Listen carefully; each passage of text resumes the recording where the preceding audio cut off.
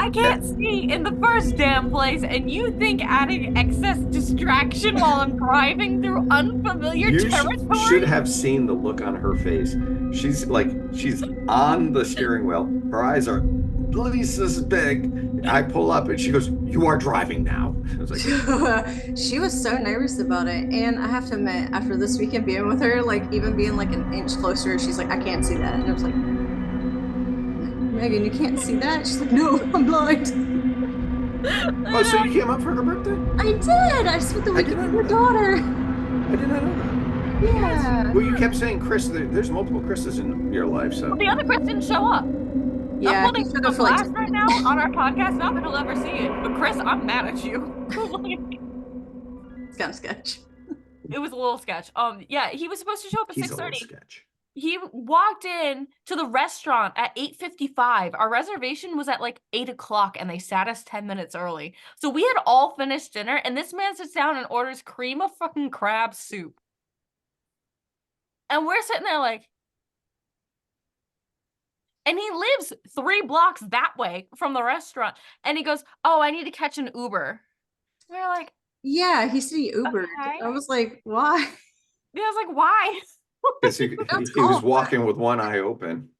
We were like, oh, Remember, this is a guy that we had for Thanksgiving, right? yeah. I mean, he drinks a lot. Well, Chris thought he was on coke, and I was like, well, you know what? I can't Oh, even fault this you for that. one, this I, Yeah. one. I did. Yeah, me. Yeah. Hi. Yeah, I did. Yeah. He No, was. Chris and Tom. It wouldn't shock me if he was on a chemical of some Well, variation. it would just for me, just because he gets drug tested all the time for work, Um, and he is still employed. So well, that's always good. Employment is good.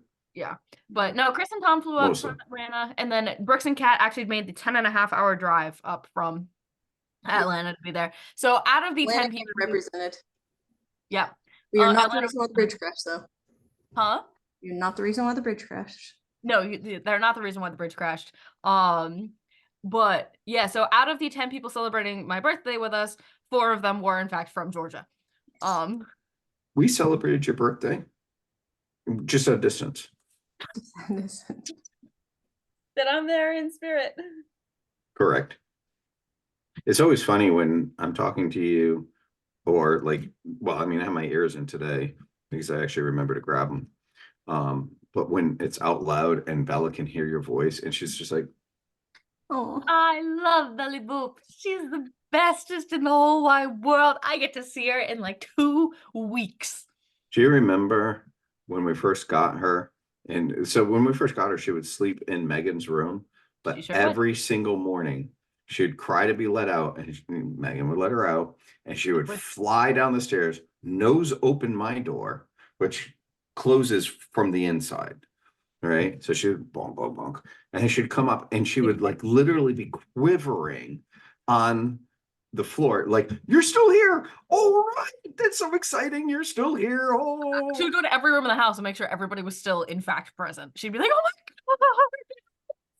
and we almost didn't choose her as our dog. I wanted her. We had this other dog, Ainsley, I don't know. Ainsley, I think. Everybody wanted this dog Ainsley, and I had my heart set on Bella from the pictures on the website because I have always really wanted a black dog. I think they're very pretty. And they were all like, no, this dog is so sweet. This dog is so kind. This dog, and the dog was Has heartworms up the butt. had heartworms up the butt. And like Bella, when we walked by, she didn't even like lift her head up from her little crate. She was just so sad. She was just so lonely. And we ended up getting Bella, and she's singularly the bestest. that's so cute. Why am I getting emails at 8:35 p.m.? I have gotten 3 of them since I've been on this Zoom call. Everybody needs to leave me alone. I have not. It's all Janelle too. Janelle, why are you working at 8:35 p.m.? Because she probably has a sick kid. And that means working in the morning is difficult. That's fair, actually. Yeah. All right. Are we ready to dive into tonight's topic? I loved the last one we filmed with the questions. Yeah, that was fun. I was watching it back a little bit today because I was like, I don't have to throw a ton of overlays in for this week's upload. And I was like, well, there's a few fact checks I have to do. Plus, there's a lot of pictures of Bob Hieronymus that I want to put in with him doing the fake Bigfoot walk that he supposedly did. But I also realized I have a really terrible habit Okay. during that filming. And that is, so when, Is it this? Because you do this about every 4 well, seconds. that's because everything's in bloom right now. So my eyes, my ears, my nose, everything itches. I could be an ENT's nightmare right at the moment. But so if you think back to the television program Finding Bigfoot, Mhm. Matt Moneymaker has this very terrible tendency to do this with his hands when he really wants to make a point. Mhm. And I was watching the pot. Oh my God, New England accent. The part where I was talking about why I would not accept the Bob Hieronymus story for the Patterson Gimlin thing, and I was pointing my way through it like I was Matt Moneymaker on a tear. And the only reason I feel bad about that is I don't have Matt Moneymaker's money, Okay. because I have not convinced somebody to pay me money to go looking for Bigfoot. Hmm. He Fair did. enough. Also, in German, his actual last name is Geltschmacher, and he should have kept that. That was much better than Moneymaker. I'm just saying, Matt, be proud of your German heritage. It's Goldmaker. Yes, be proud of it. Anyways, What an interesting side note. I thought we would start that way. So, what is our subject this week? Psychics, unless I misread the word and it was supposed to be physics. I think you might have spelled I know nothing about physics. physics, so let's go psychics. And as I don't Same. remember- I'm a musician. I know how flutes work. Oh my God, Dad, I was telling the story of funk and funk to somebody this weekend, and I thought they were gonna pee themselves. Funk. Fag and thag. Yep. So when the topic of psychics gets to be too much for us, we can always default to that story for some little Levity. yeah. Well, if we do that, then I have to tag your Uncle Shag in the story, because it was really the two of us. We were at that age, we were not two people who should have been teacher and co-teacher at all, because you had two, like I was maybe, it was between the time that I turned 30 and 33 that I was working with this guy, Christopher Noons, and he was probably 26 or 27, but we had known each other since college, and we had come together, and we both had like we had an interesting college experience, and meaning that I had the Peter Pan version of college, where I just stayed in college forever, and Chris was like a 6-year senior too. And yeah, so we were teaching together, and we would go off on these tangents in the middle of class. I mean, honestly, students presence or not, we would have these kids rolling on the ground, but every so often we'd tell some weirdo story that a kid would 100% believe, and they'd go home and tell their parents, and the parents would be like, that's so interesting, I never knew that. And you're like, you're an idiot. Like 100% that did not happen. Yeah. So yeah, okay, I'll tell the fact story at some point during the Say random story break. Time to hear about the fact. So psychics. What are psychics? Who are psychics? Do psychics exist? And if they are, do I have to call Madame Juana on, that's not marijuana, that's Madame Juana, on a 1-888 line, or go visit, Mistress Cleo and look at my thing, my hand, and have her read my lines. I did actually do that one time. I had somebody who did the like whole palm reading, and she kind of freaked out a little bit, because apparently I have extra lines in my hand that aren't supposed to be there. Yeah, she told me I was not normal. I'm like, honey, you don't know the half of it. Yeah. Hold on, sorry. Woo! Okay.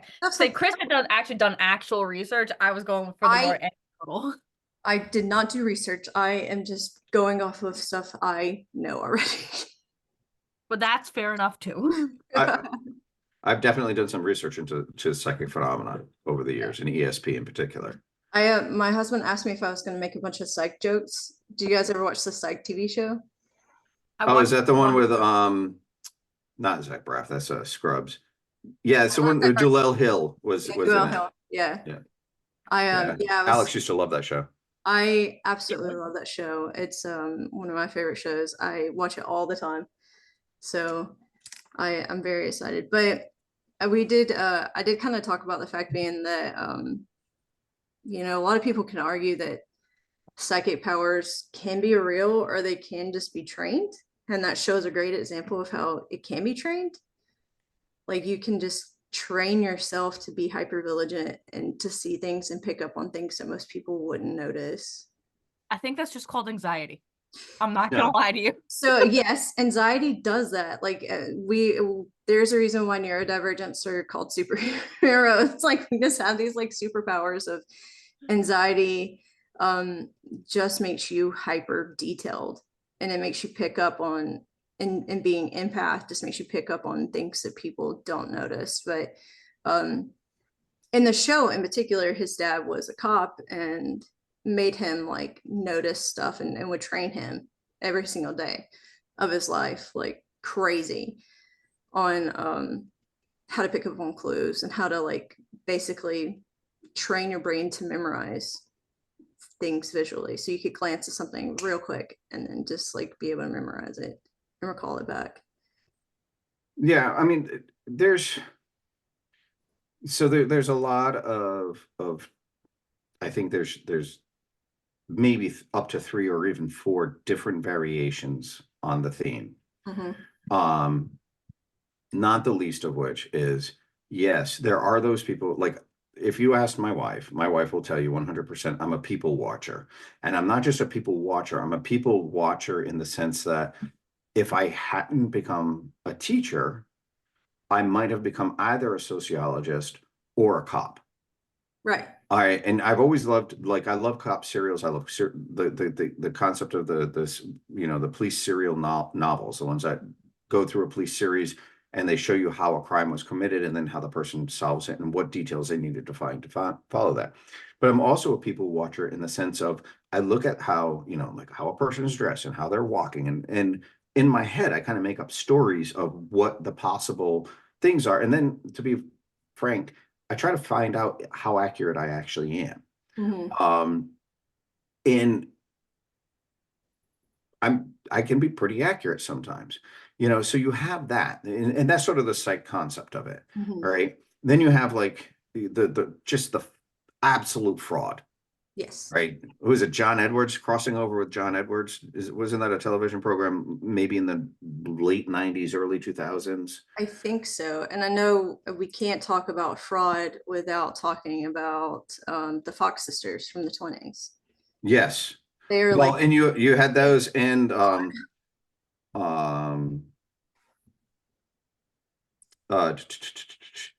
Rosicrucians in the late 1890s. Excuse me. How did I get to chromosomal crossover when I got Crossing Over with John Edwards as my thing?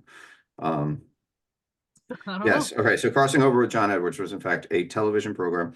By the way, has a rating of 1.7 out of 10 in IMDb.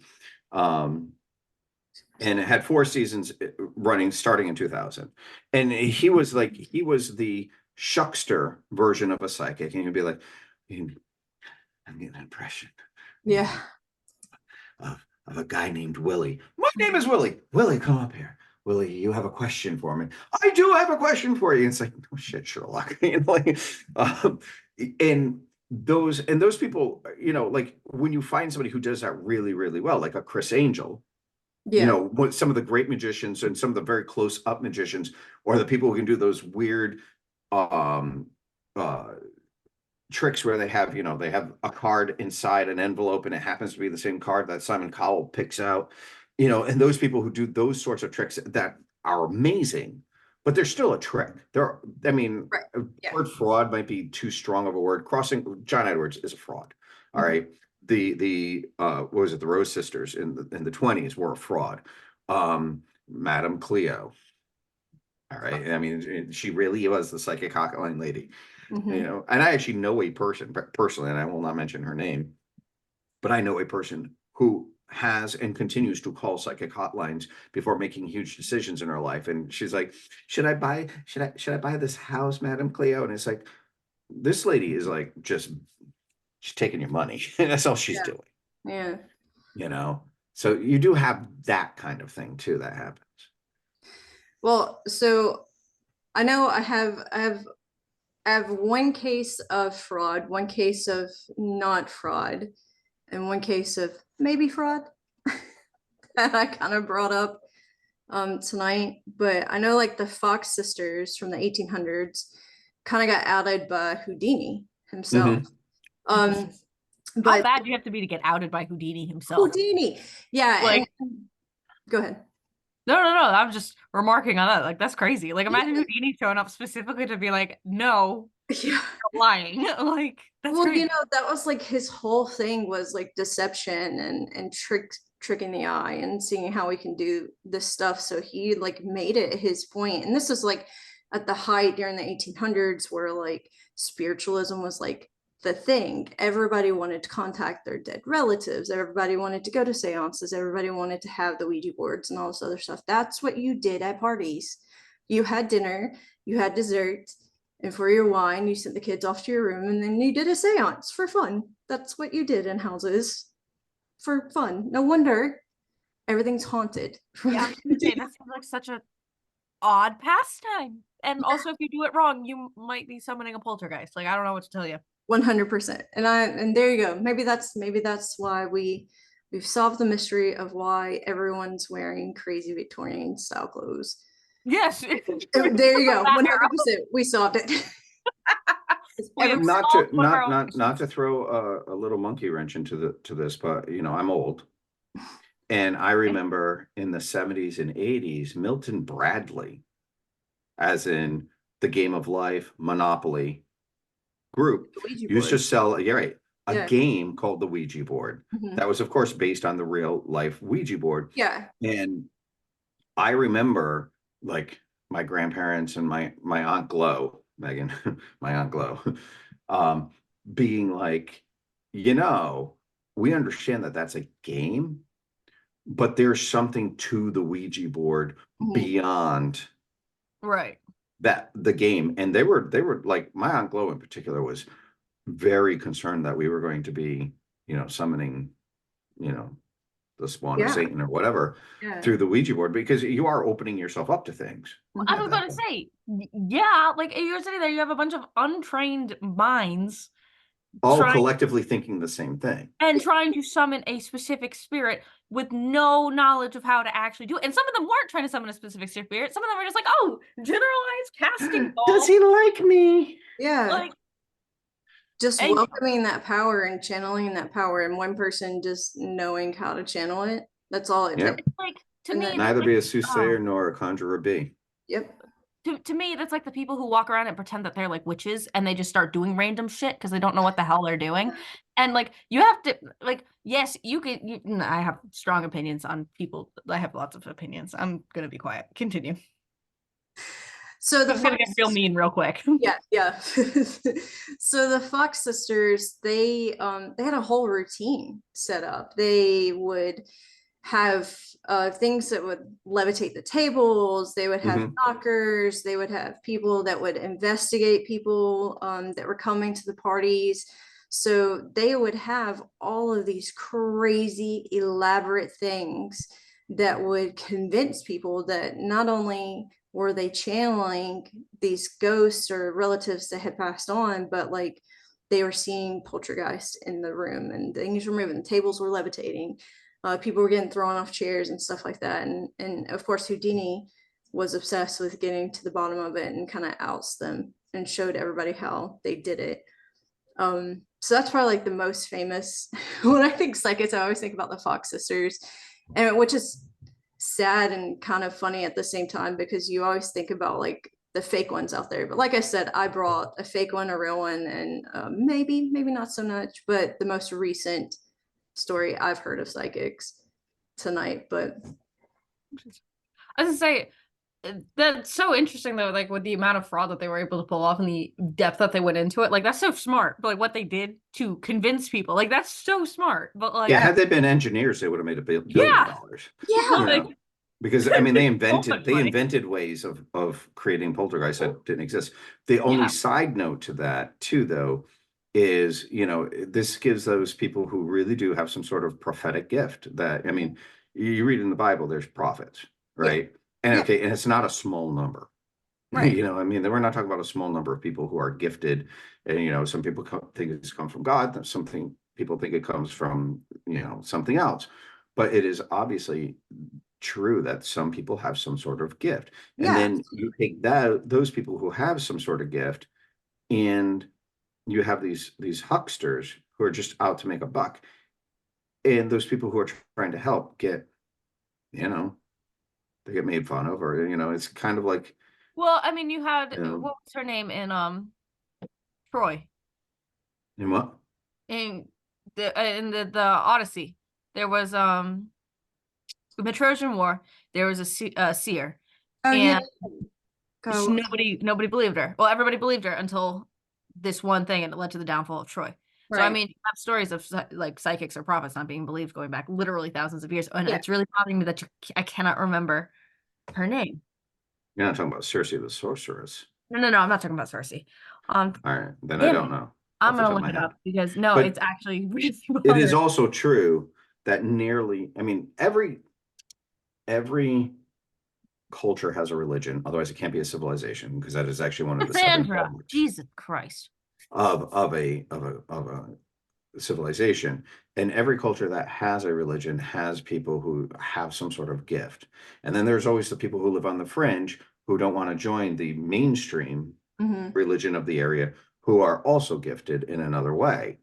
And so clearly there has to be some sort of truth behind this. Mm-hmm. I remember, again, I'm old. I remember the 70s, and Uri Geller. Do you know who Uri Geller is? Uri Geller was an, I believe, Israeli psychic medium who also claimed that he could bend spoons. He would hold the spoon and the top of the spoon would bend Yeah. over. Yeah. And people would sit there and they would say, like, he's, you know, he's super heating the metal by moving his fingers, like he's the Flash or something, you know, or it's a trick spoon, or is it this, it's a that. And every time they tried to disprove him, he would be like, fine, disprove me, go ahead. And you know, he would guess the contents of a sealed container, but his guesses were pretty damn accurate. Mhm. You know, now was he real? I don't know. There's actually very much still a like on this guy, because what he did was so out of the bounds of what people thought could happen. But he was actually, I mean, he was the subject of documentaries. He was a subject of an entire In Search of episode. He was the subject of CIA experiments. He was experimented on by the Mossad in Israel. I mean, he had a lot of people who looked into him. Was he real? I don't know. Was he faking it? I also don't know.